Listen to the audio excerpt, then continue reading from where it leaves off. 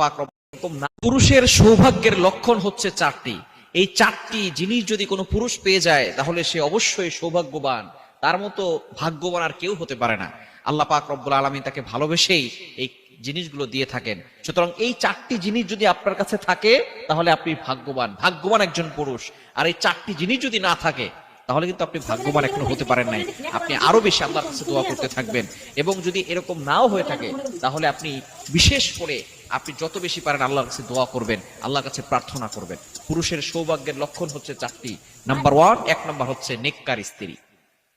আর দুনিয়া কুল্লুহা মাতা, দুনিয়ার সবকিছুই সম্পদ, তার ভিতরে সর্বশ্রেষ্ঠ সম্পদের নাম হচ্ছে নেককার স্ত্রী।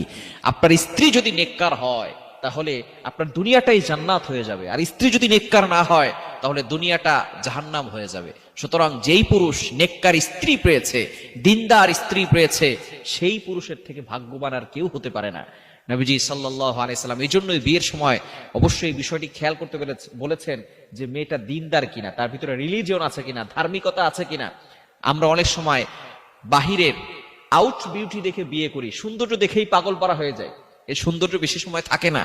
1 বছর 2 বছর পরে যখন সন্তান 3টা 4টা হয় তখন আস্তে আস্তে সৌন্দর্য নষ্ট হয়ে যায়। কিন্তু ভিতরের ব্যবহার এটা আমরা দেখে বিয়ে করি না। আপনার স্ত্রীর ব্যবহার যদি ভালো না হয়, সুন্দর স্ত্রী পরকিয়া করে, ওই ঘরে কোনো শান্তি আছে? সুন্দর স্ত্রী ছেলেদের সাথে কথা বলে বেলায়, সুন্দর স্ত্রী স্বামীর সাথে ভালো ব্যবহার করে না, এই স্ত্রী দিয়ে স্বামী কি করবে বলেন? এই স্বামী মানসিক ভাবে চাপে পড়ে যায়। আস্তে আস্তে পরবর্তী সময় দেখা যায় সে স্ট্রক করে, ব্রেন স্ট্রক করে, তারপরে তার বিভিন্ন ধরনের হার্ট ব্লক হয়ে যায়, বিভিন্ন ধরনের সমস্যা হয়।